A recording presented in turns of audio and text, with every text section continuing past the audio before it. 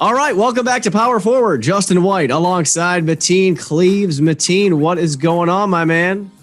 Oh, it's going, my man. Everything is good. Life is great, baby. Still flying high, Justin. I'd expect nothing less. Mateen, you know that, in today's society, whether you're an individual or a business, the importance of giving back to your community. I know this is something that is near and dear to your heart. And some of the causes that are, really important to you in your hometown of Flint. Just I guess from a personal standpoint, for you, before we bring in our guest, why has that always been such a big deal for you? Well, it actually started with my mother, man. My mom, I grew up in a community, man, where a lot of people, needed help. And my mother she always extended her hand and, gave back to our community in any way she could. And that could be cooking a meal for someone, going up to a parent-teacher conference when the parent were not fit to go, whatever she could do. I mean, being an advocate for so many people that was a need in our community. And it just started with not only her, but my father as well. So I had great parents that loved to give back. So it just kind of trickled down to me and my other siblings. Well, we love to hear it, and we know that it's something that you're going to continue to do.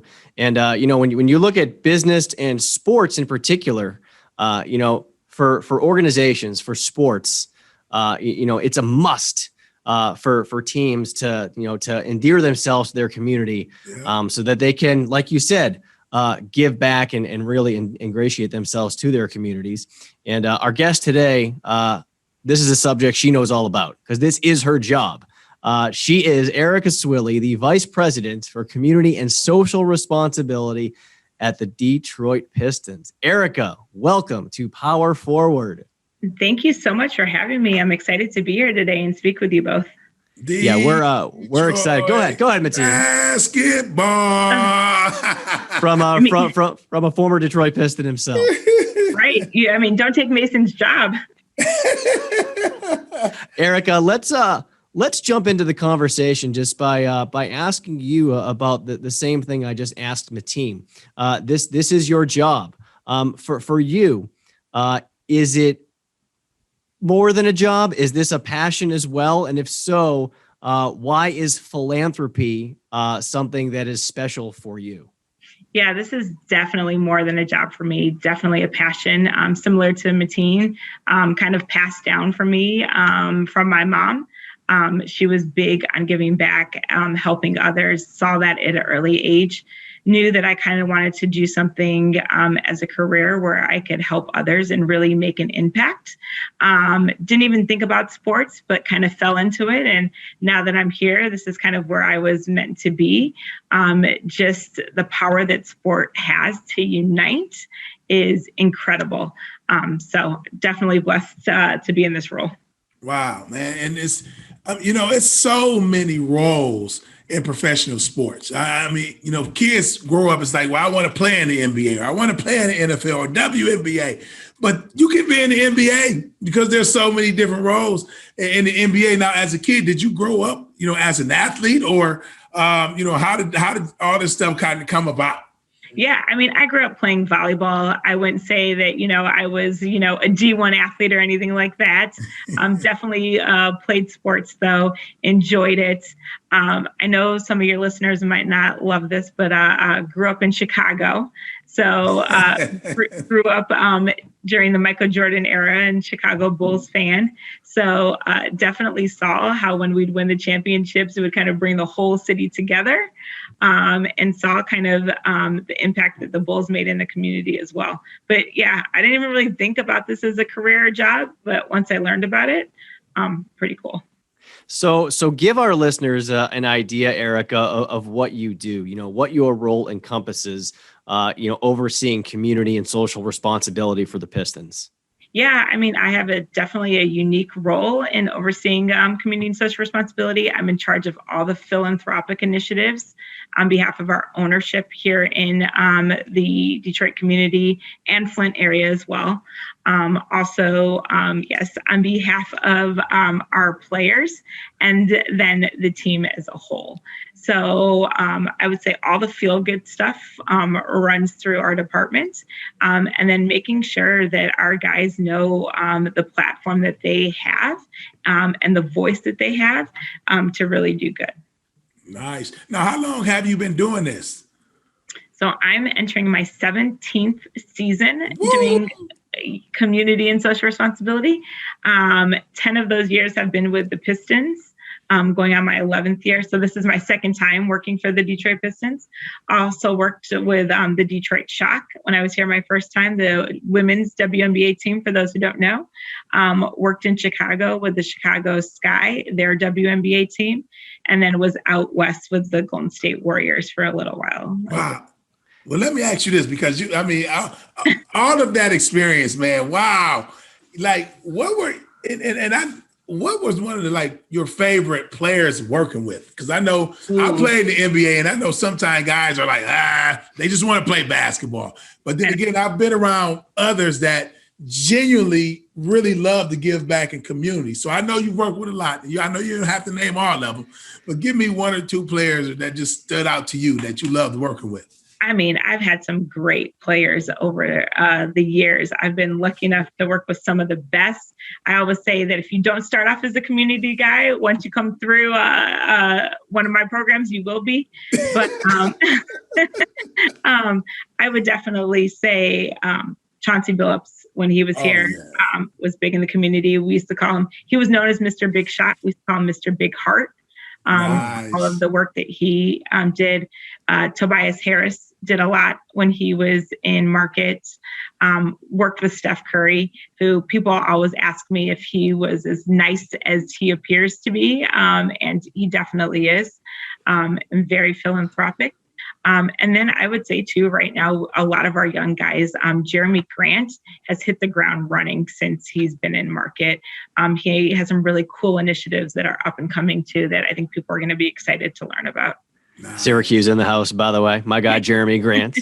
So, all right, so you just told us about the guys who were easy to work with, who, you didn't have to do a whole lot of convincing when it came to some of these philanthropic initiatives that you were involved with. But I'm curious, how much of a sales element do you sometimes have to take on for players who maybe aren't as bought in? And kind of like, what's your pitch? How do you approach them about the importance of that platform that you mentioned and why it is so important to really, wrap your arms around it?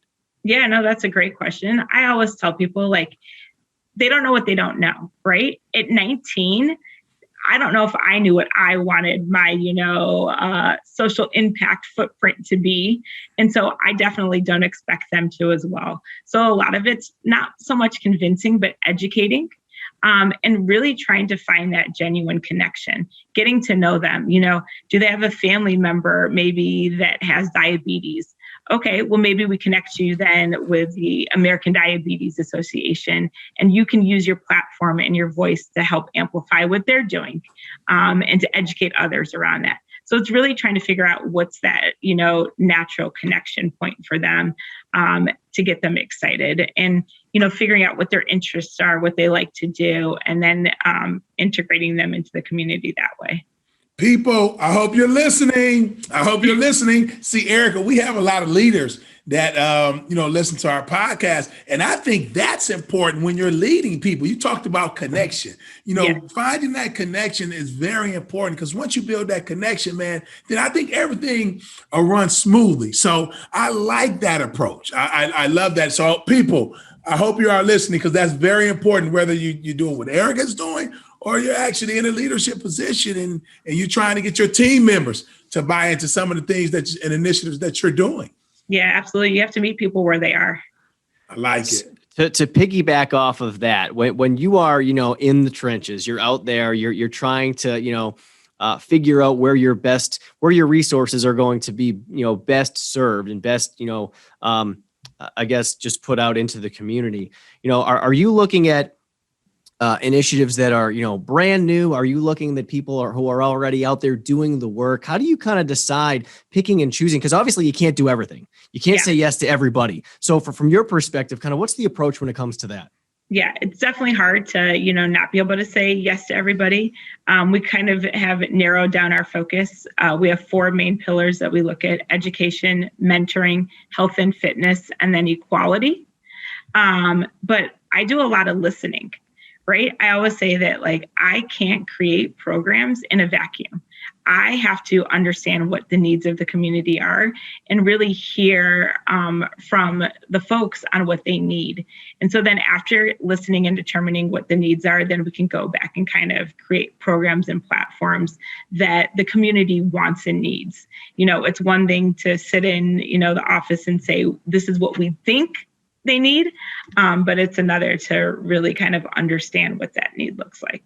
Yeah, I like that aspect of tapping into the community, which is very important, because you have some people on the outside looking in and they miss the target. Right. The heart is in the right place, but they tend to miss the target. Go ahead. No, I was just going to also say, I always tell people, at the end of the day, we're a basketball team, right? That's what we're good at. So I do have to find people that are doing the work and help them, by amplifying their platform, by letting them use our platform. Because I understand that the Pistons and the NBA have kind of that unique platform and probably a broader one than some of these community groups have. And let me ask you this too, Erika, because we're talking about sports here. You work for a sports team. How important is it for you to have a good team around you? Because this is a big, class to fill up, with all the things you're asked to do. So how important is it for you to have a good team around you? Yeah, it's very important. I have an amazing team around me that helps us do the work. And everyone kind of has their niche too. I have one guy on my team who's very connected with the military. So all of our Hoops for Troops initiatives, he's able to kind of run with. And again, that's going back to what I said before, is figuring out what people are, passionate about, what they love to do. He has members of his family that are in the military. So when he's helping to put on programs and platforms, he's passionate about it because there's that natural connection. But yeah, I have an amazing team around me that helps to do the work that we do. So you mentioned that this is your second stint with the Pistons, and coming back now, it's a little bit different because the team is now in downtown Detroit.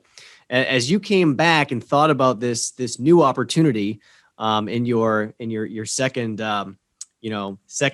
act, I guess, with the organization, how excited were you to be able to really get into the city and shape what's going on with the team and all of the efforts that the Pistons are going to be making to help out the city of Detroit?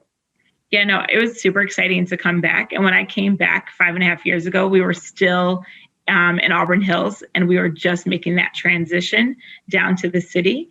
And so I was here my first time, 2005 to 2010, and then came back, what was that? I can't even think of the year for my second stint, but just to see the growth that Detroit has gone through during that time has been absolutely amazing. And then being able to move our headquarters and our team down to the city, definitely feel more connected to, those that we're giving. Now, I will say we're Michigan's team. So we're, while we do have a focus on Detroit, we are definitely helping the surrounding areas as well. But it's been really cool to be part of that revitalization that's happening here.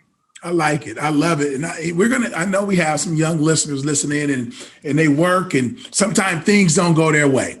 And this is your second stint, meaning you must have did a good job when you were here the first time. And second of all, you probably didn't burn any bridges. I was just going to say, don't burn bridges. Don't burn bridges. Yeah. And I want you to talk a little bit about that, because I think people can learn from this about not burning bridges. Yeah, no, I always say, definitely don't burn bridges. You never know when you're going to encounter folks again. Also, right now, we have a new senior VP of sales and data analytics who happened to work at the Pistons my first time around too. So that's been great to be reconnected to him as well. So I've seen a lot of people 2 or 3 times throughout my career in different roles and aspects. So no matter how frustrated you are with situations, definitely, have a positive attitude, and be careful on how you interact with people, because you never know when they're going to come back into your life and how. That's a good point. Great advice for sure. So thinking about your role a little bit, you have to be, actively involved with members of the community. You talked about the fact that you're going to be involved with players. You've also got an executive leadership team, within the organization. So you got to wear a lot of different hats and meet with a lot of different people. What is it about you as a person that allows you to kind of have relationships with different people and to kind of be able to connect the dots when it comes to, the important work that you're doing every day? Yeah, I mean, again, I think it goes back to being willing to listen to others and their ideas, and get, people's buy-in. I can't do this work by myself, so I need, the exec team. I need people in the community. Tom Gores and Arn Tellem have been absolutely fantastic, our owner and our vice chairman, in terms of what they, allow us to do. And they said when we moved down here, like, they wanted us to be a community asset. And that's really what we set out to do. And then we get to work with amazing partners too, like, United Wholesale Mortgage, who is our New Jersey patch sponsor. Like, they allow us to help do the work that we do as well. So nice. Now here you go. I'm sure that you face some challenges, okay, being a woman in a male-dominated industry, because this is NBA basketball we talk about. How important is it to have the self-confidence and the self-belief? Because there are a lot of women, and I was raised by a strong woman. So, man, listen, I am behind you 100%. But how important is it for you to have self-confidence and believe in yourself, operating in a male-dominated industry? Yeah, it's definitely important to have that self-confidence. I've definitely seen a shift, I would say, in the industry where there's more women that are now working in sports than when I first started. Good. But then I know that I deserve to have a seat at the table. But not only that I also know that that's what I bring to the table. When I go into a room and it's predominantly males, I know that I can bring a perspective that they can't. And so I use that to my advantage. So instead of looking at it as a disadvantage, I'm like, all right, I got a leg up on everyone in this room because I'm not a male. There you go. So it sounds like, you're confident, but you're also not afraid to be your own advocate. In your experience, what is the importance of doing that, Erika, of really advocating for yourself as you're looking to either get a job or move up, in the company that you are currently working at? Yeah, no one has your best interest in mind more than yourself. So, you definitely have to use that as your advantage and speak up and, to your point, advocate, because, no one else is going to do it for you. 100%. Or you can't expect anyone to do it for you. Yeah. Right. You'll get let down every time. Every time. It's funny, when I play sports, I would do the research myself, like my agent. I would call him and say, let's call this team, let's call that team, because I'm looking and I know, myself better than he knows me. Exactly. Yeah, that's a heck of a point. So I got to ask you, we talked about your experience in the NBA. You've been with the Pistons twice. You've been with the Golden State Warriors. You've worked on the WNBA side of things. Back in the day, though, you worked in marketing. And correct me if I'm wrong here, but one of your clients was Ringling Brothers Circus. Is that true? That's correct. I just say I went from one circus to another, so it's all good. So what was that experience like? That's obviously a lot different than sports. What did you learn through that experience? No, I learned a ton. First of all, I learned a ton about the circus as a whole. It makes me so sad to think that Ringling Brothers and Barnum and Bailey Circus isn't around anymore. I know. That was a part of our childhoods. Yeah, I know. But it definitely helped prepare me for my current role. I definitely say that I helped to market the players kind of off the court, and humanizing them and helping them build their brand.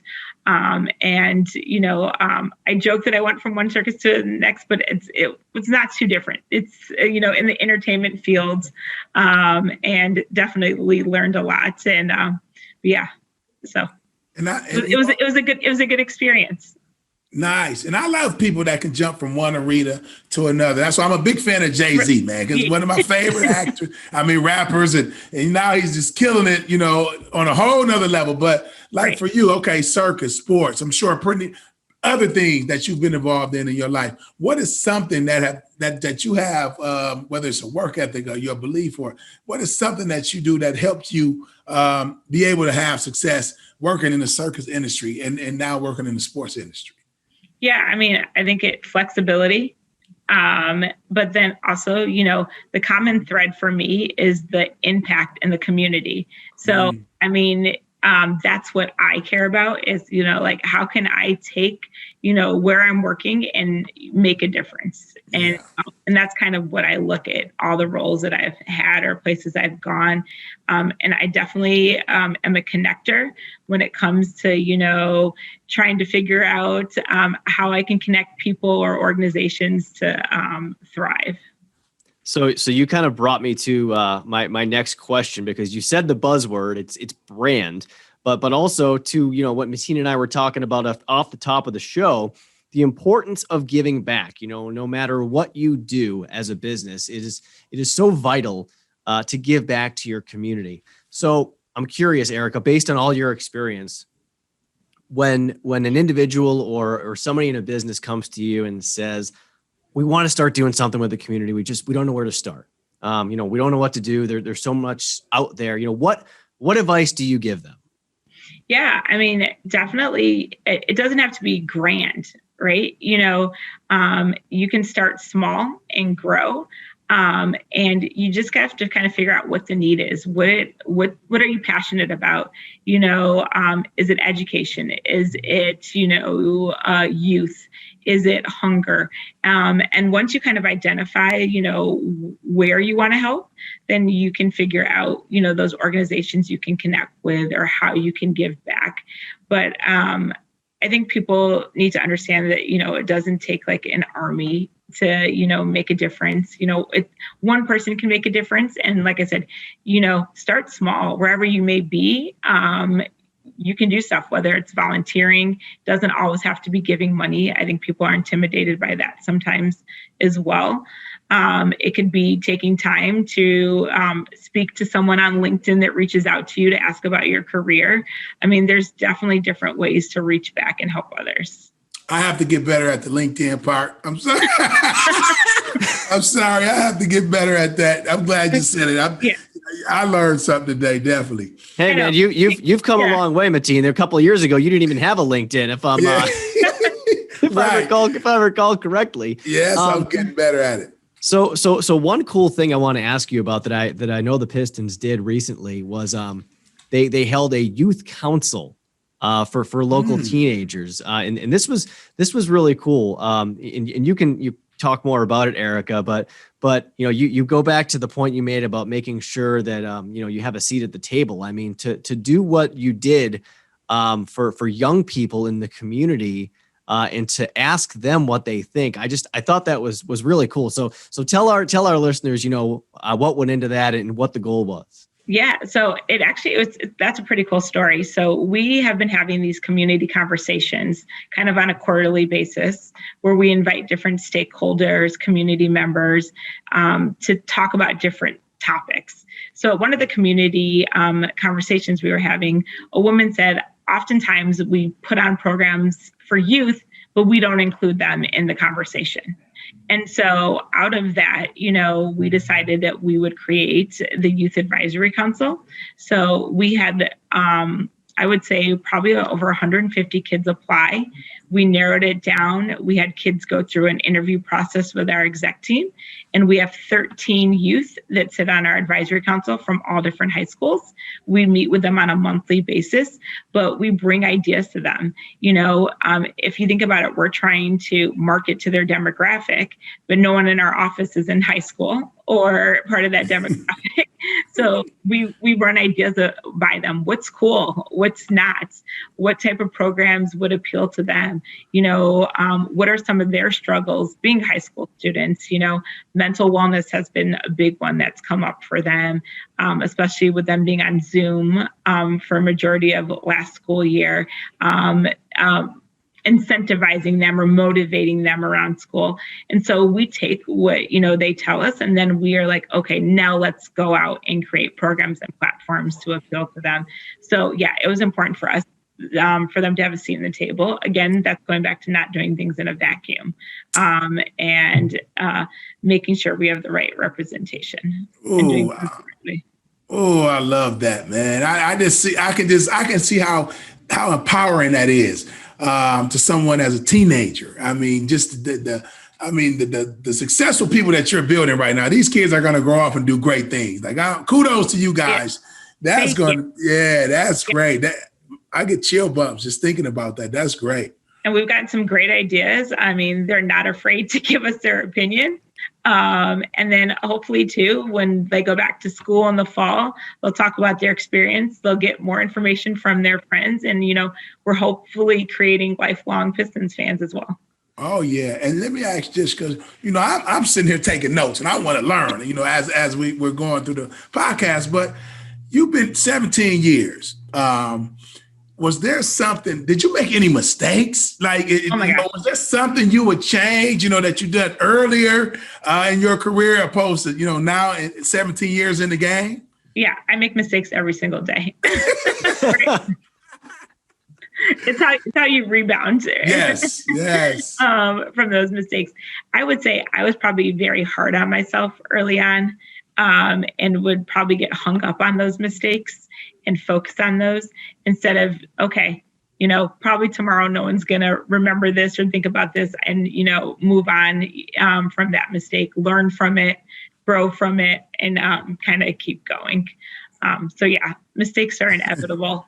I don't get mad at my team if they make mistakes, as long as they're willing to learn from them. Now, if you're repeating that mistake over and over and over again, that's when it becomes an issue. Well, Eric, I wish you could have talked to my college coach, because he got mad at he got mad at my mistakes. But no, I'm glad you said that, because I think that's important. I think, we beat ourselves up too much. And it's just, hey, adversity is coming. How do you respond to it? Address it and move forward. Yeah, exactly. Good.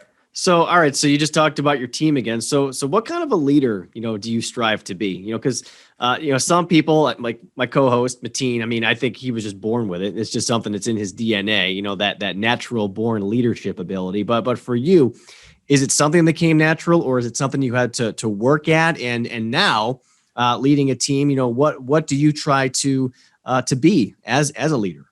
Yeah, I think some of it was natural, but then of course I'm always trying to learn, and take from good leaders that I've had as well. I definitely try to lead by example. I'll get in there I'll get in the trenches with my folks.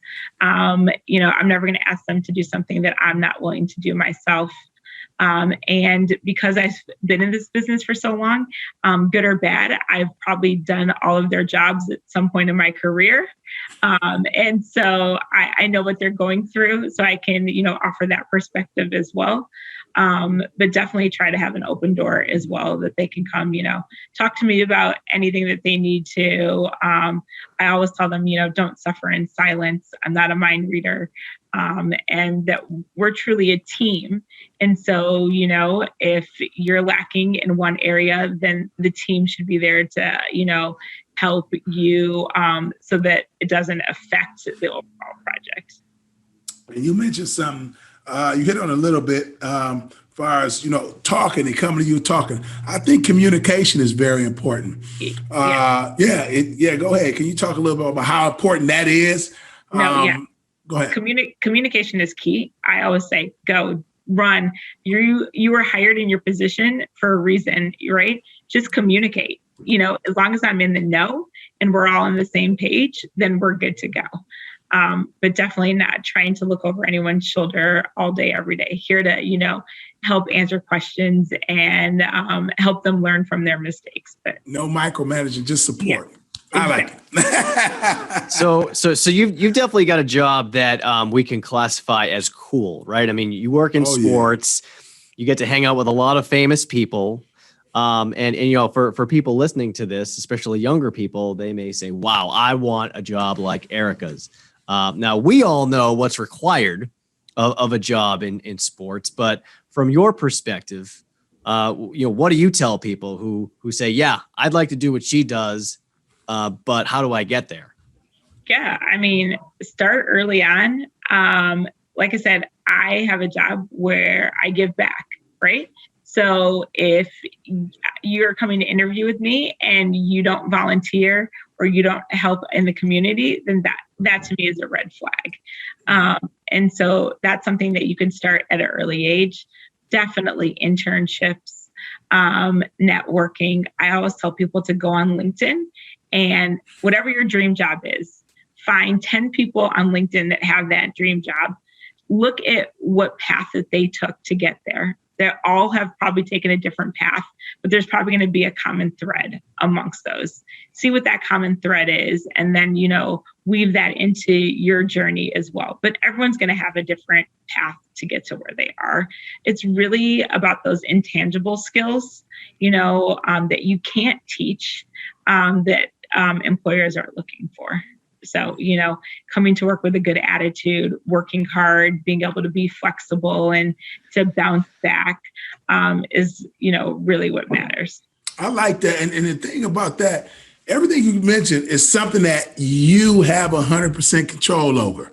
Exactly. I think that's very important. In this industry, there's a lot of things you don't have a control over, but what you just mentioned is you have 100% control over that. Yeah, you're absolutely right.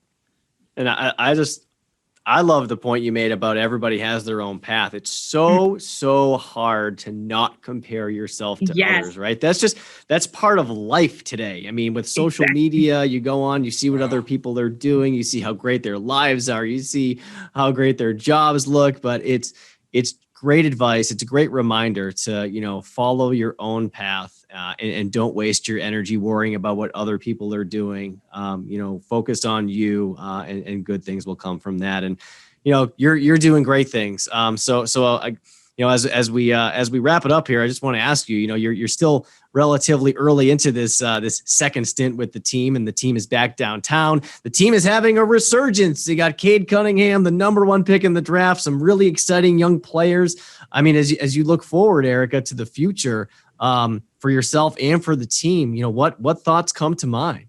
No, this is a super exciting time to be part of the Pistons. I always joke with our GM and coach that I could care less if these guys could dribble balls as long as they're good out in the community, which they don't want to hear. Lucky for me, I think we have both, right? We have a good group of guys that are going to be amazing on the court, but then off the court as well. And really connecting with our fans in the community, which is exciting. So it's cool to be a part of this and see the growth. And I think we're on the verge of something great. People just need to be patient and trust the process, as the 76ers said. That's right. That's so funny, Erika. It's so funny you say that, and it's like the GMs and the presidents, they're looking at, you know, he's 7 foot and he's athletic and he can jump, and you're saying, is he a good person? You know?